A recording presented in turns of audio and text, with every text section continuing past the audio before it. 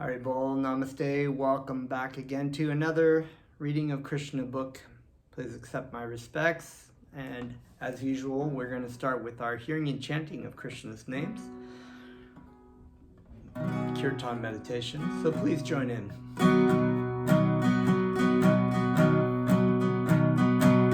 Namo Vishnu Padaya Krishna Prastaya Bhutale Srimati Sira Svarupananda Paramahamsa Namine Namo Vishnu Padaya Krishna Prastaya Bhutale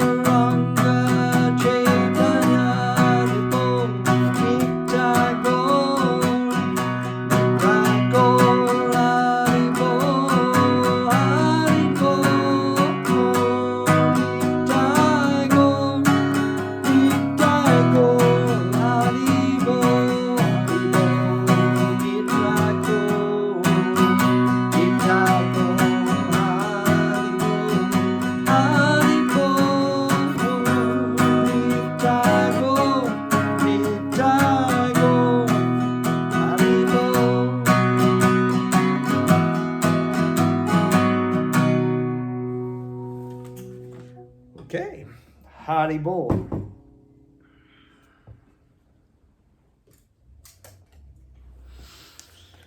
Om Namo Bhagavate Vasudevaya. So, we are continuing with our reading. As we had left off last time, Lord Brahma was praying to Lord Krishna with so many wonderful words and wonderful philosophy. And we'll get right into that.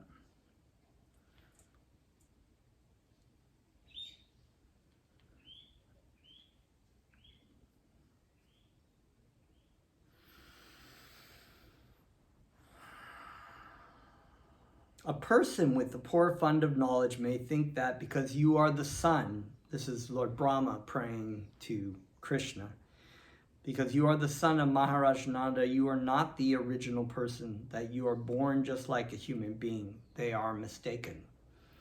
You are the actual original person. That is my conclusion. In spite of your being the son of Nanda, you are the original person, and there is no doubt about it. You are the absolute truth, and you are not of this material darkness. You are the source of original Brahmajyoti as well as the material luminaries. Your transcendental effulgence is identical with Brahmajyoti. As it is described in the Brahma Samhita, the Brahmajyoti is nothing but your personal bodily effulgence. There are many Vishnu incarnations and incarnations of your different qualities, but all those incarnations are not on the same level. You are the original lamp.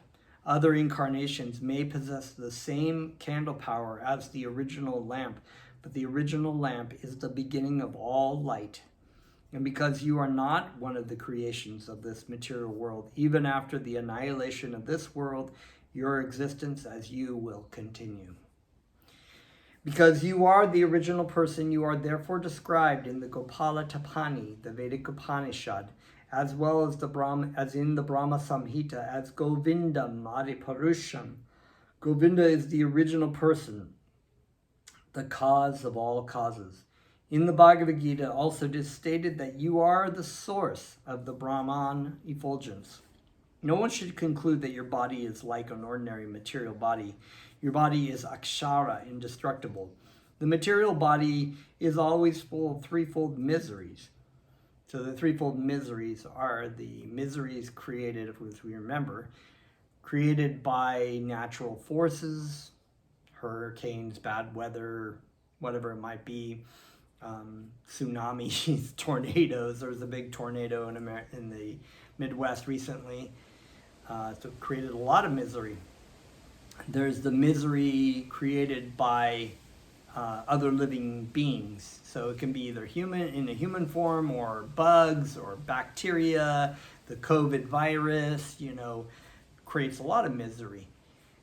Sometimes you have you're walking along, a dog barks at you and creates, or it's chasing you down the street, or maybe somebody, is creating misery in your life, some other human being. And and then if these things, even if all people are treating you well and you're not having any problem, then the weather's nice, there's always your mind. And that is the third misery, the material miseries created by your own mind. So as my spiritual teacher would say, sometimes you could be sitting on the beach in the Bahamas and your mind is reeling. You have all this anxiety going on in your mind. So these are the threefold miseries. But Lord Brahma says, no one should conclude, he says that the material body is always full of threefold miseries, but your body is Sat Chit Ananda Vigraha. Sat Chit Ananda Vigraha. Sat means like truth, Chit Ananda. Ananda is eternal. Chit is Sat is like knowledge, full of knowledge, and Chit is blissful, and Ananda is eternal. So Vigraha is the spiritual form. So Satchidananda Vigraha means your body is eternal spiritual form of bliss and knowledge. So we also have Satchit Ananda Vigraha, but our material body is none of those things actually. But the spiritual Jivatma, the soul, the self, ourselves, within the body is Satchit Ananda Vigraha of a minuscule amount, spark, full of being, bliss, knowledge, and eternality. So you are also Niranjana, because your pastimes as the little son of Mother Yashoda or the Lord of the Gopis are never contaminated by the material qualities. And although you exhibited yourself in so many cowherd boys, calves, and cows, your transcendental potency is not reduced. You are always complete, as it is described in the Vedic literature. Even if the complete is taken away from the complete supreme absolute truth, it yet remains the complete supreme absolute truth. And although many expansions from the complete are visible, the complete is one without a second. As also stated in the Sri Upanishad, that so many parts, even if they're complete in themselves, they emanate from the one completeness, which is the Supreme Lord. The Supreme Lord is, in the case of math, 1 minus 1 is not 0. So in this case, even though so many things infinite things emanate from Krishna, Krishna is still complete within himself. It's not like he's fractioned off and broken up into smaller pieces. This is, however, a concept that is taught by the Mayavadi impersonalists, that once that basically everything around is fragmented parts of the Supreme, and that you have to realize that it's just one whole. That's true in a material sense, but not in the spiritual sense. And although many expansions from the complete are visible, the complete is one without a second. Since all your pastimes are spiritual, there is no possibility of their being contaminated by the material modes of nature. When you place yourself subordinate to your father and mother, Nanda and Yashoda, you are not reduced in your potency. This is an expression of your loving attitude for your devotees. And in many other situations, sometimes if you're putting yourself in a lower position, then this person may be in a higher position than you. But in the case of Krishna, Krishna will put himself in many situations, but he's still the Supreme Personality of Godhead. And this is an important point that we've talked about in the past few classes, is that these people of so-called knowledge, but actually people with poor funds of knowledge, scientists, oftentimes atheists, they like to put themselves in the supreme position of judging judging God and judging how can God do that, and how can it's like they don't even realize that, because it's, as it's stated here, we're such a fragmented part, a small part. Even if we are Satchit Ananda Vigraha, we are a small fragment of the Supreme Personality of Godhead, a small spark. We will never have the capability to basically be above Krishna. But this is the place that many of these atheists put themselves, that I can know the absolute truth. I know, and I can be the judge of God, because he does this, and it doesn't quite work out with my understanding of what the absolute truth is, and blah blah blah. But it's a contradictory statement, because you are not all powerful, therefore you do not have all powerful knowledge of things. So making judgments about what God is, or if God exists or doesn't exist, is really there's no validity to that.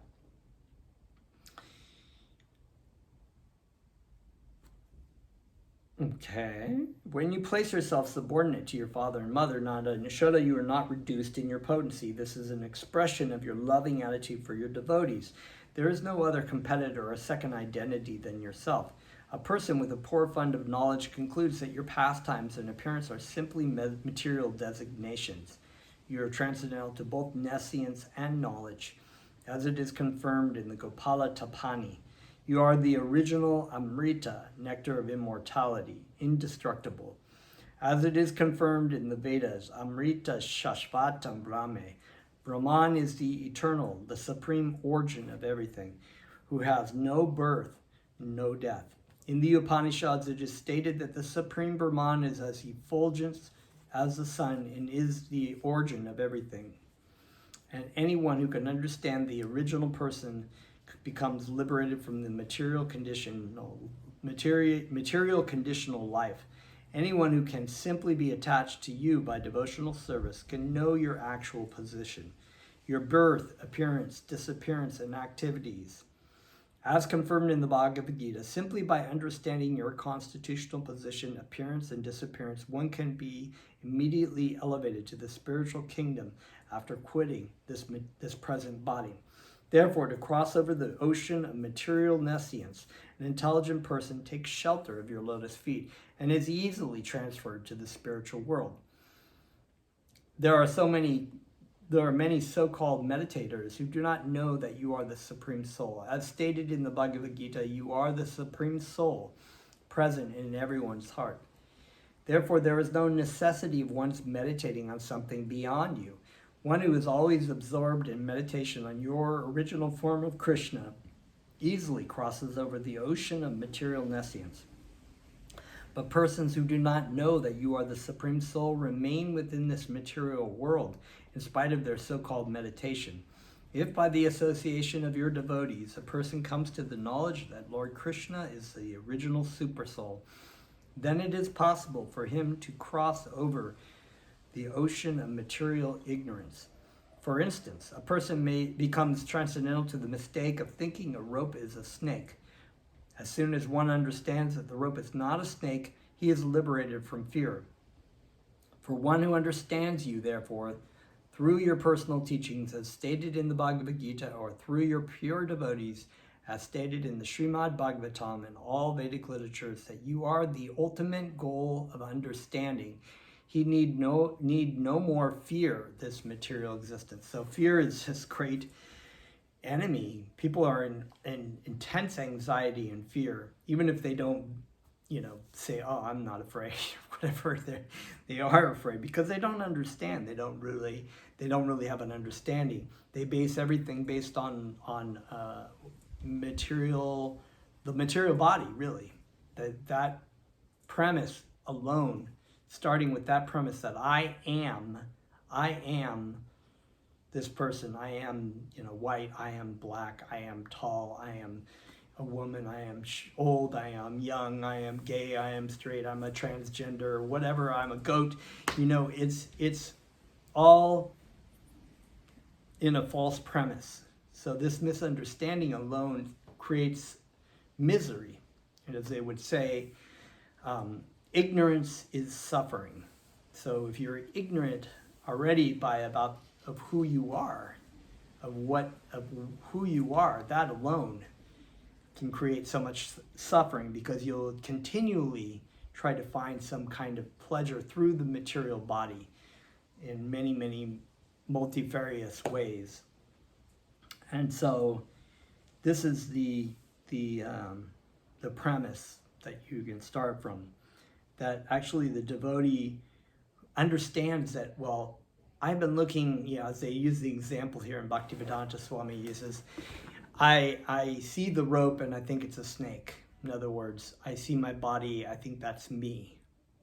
Not realizing that you are the living entity present within the body, looking out as you are incarnate. Incarnate means, carnate means flesh, in the flesh, As it's said in the Bhagavad Gita, it's like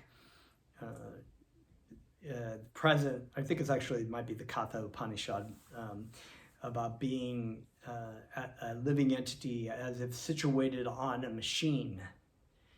So this is a very deep subject, and we'll just keep going with what we have here.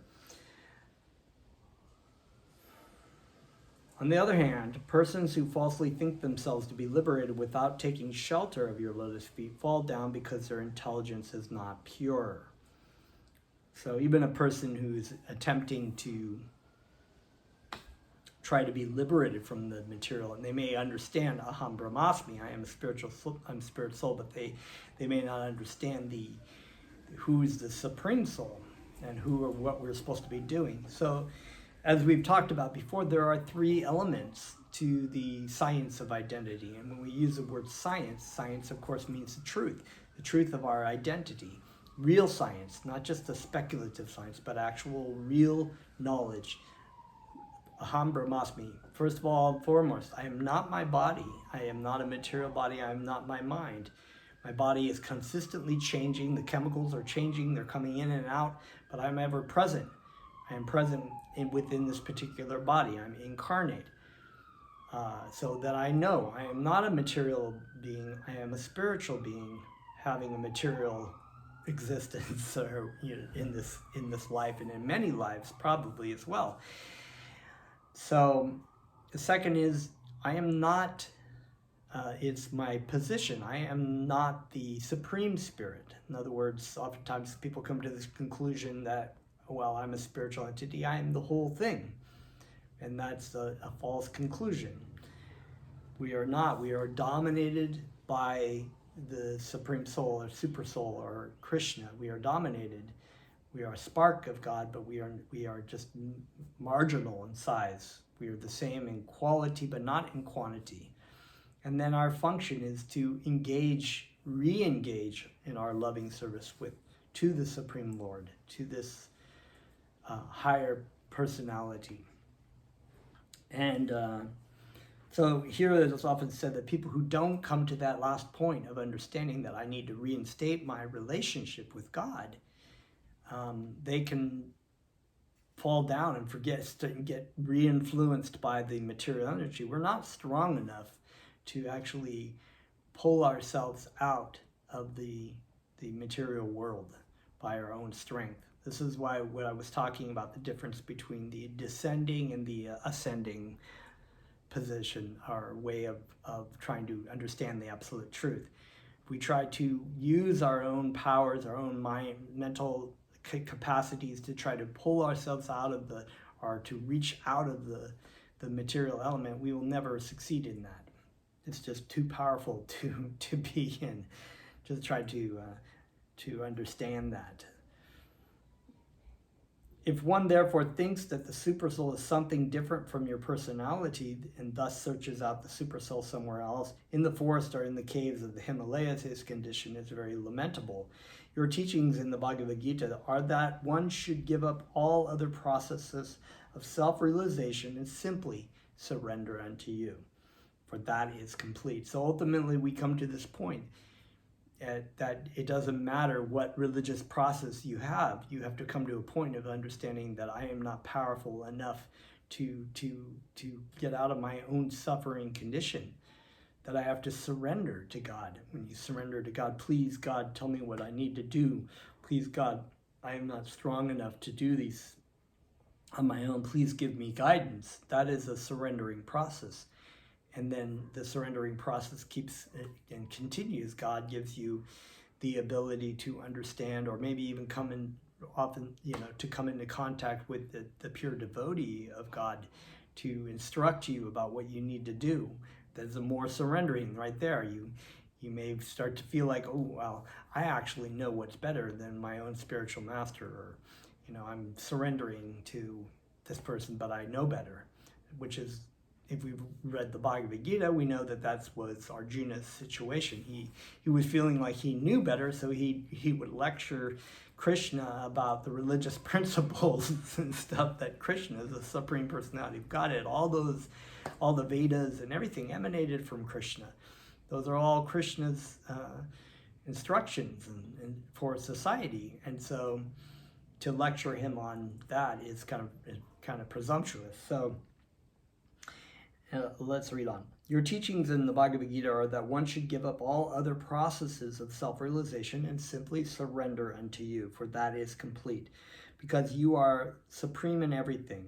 Those who are searching after the Brahman effulgence are also searching after you, and those who are searching after the supersoul realization are also searching after you.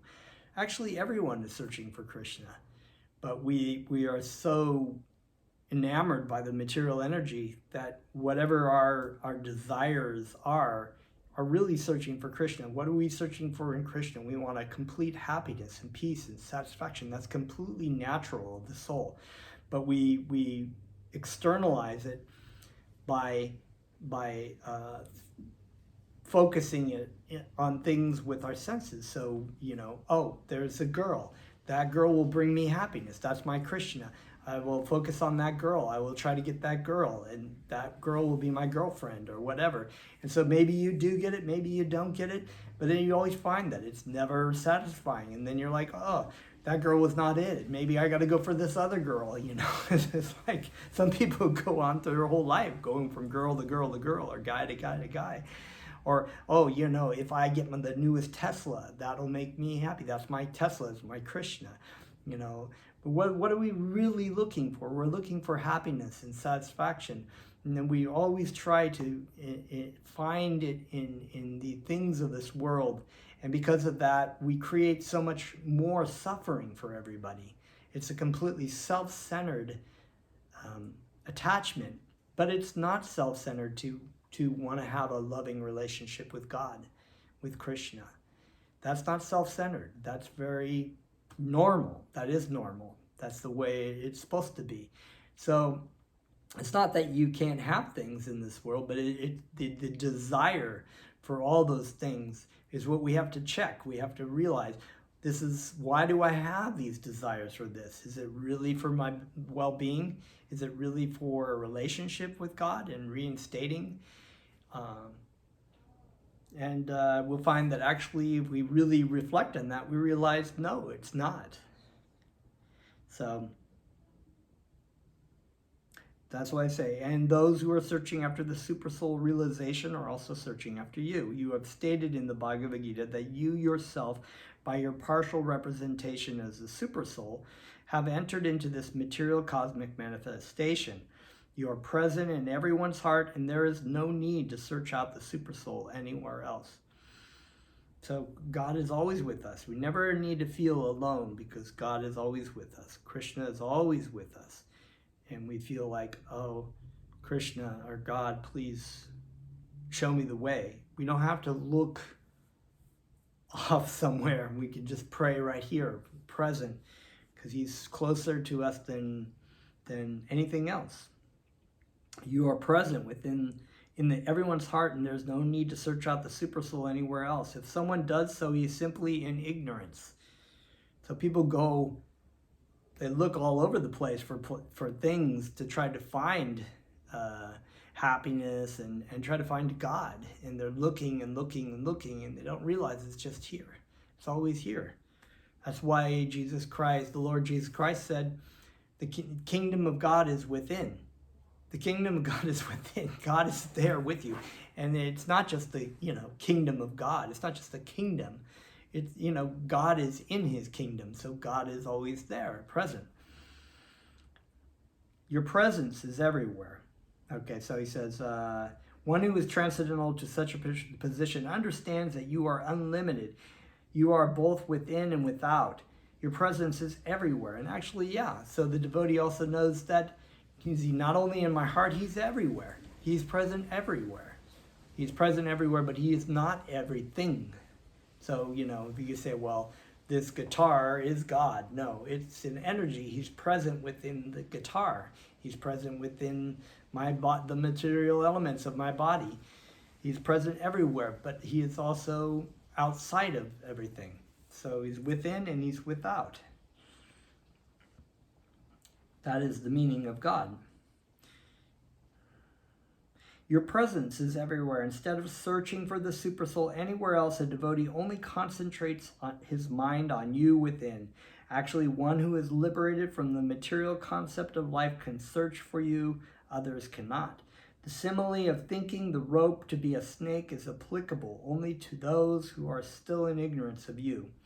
Actually, the existence of the snake, besides the rope, is only within the mind. The existence of Maya, similarly, is only within the mind. Maya is nothing but ignorance of your personality. When one forgets your personality, that is a conditional state of Maya. Therefore, one who is fixed upon you both internally and externally is not illusioned.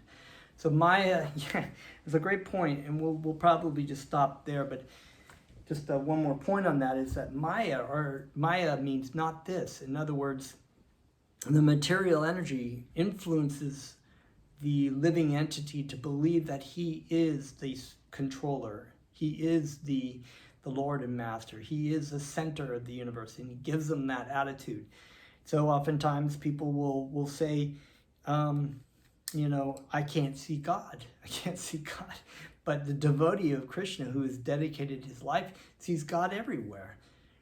And it's not just like, whoa, there's God right there. It's like the seeing is a spiritual seeing, it's a spiritual understanding.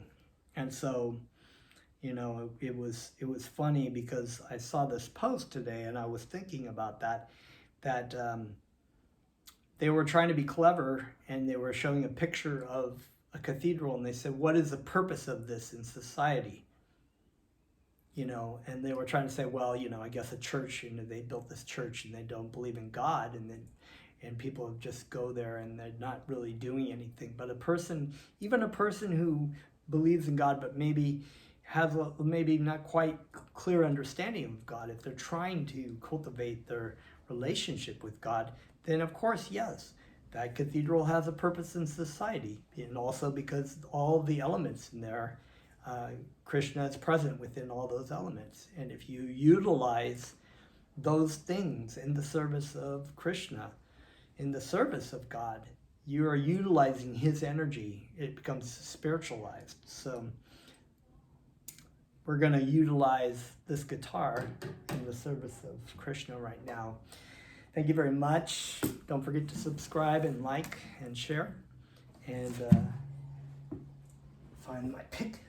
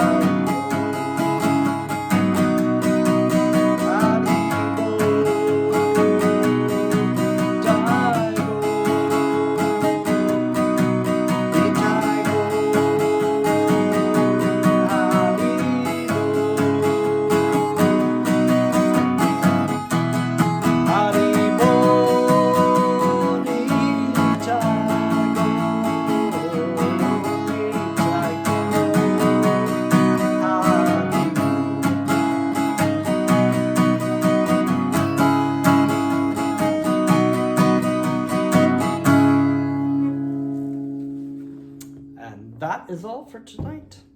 See you next time, Haribol.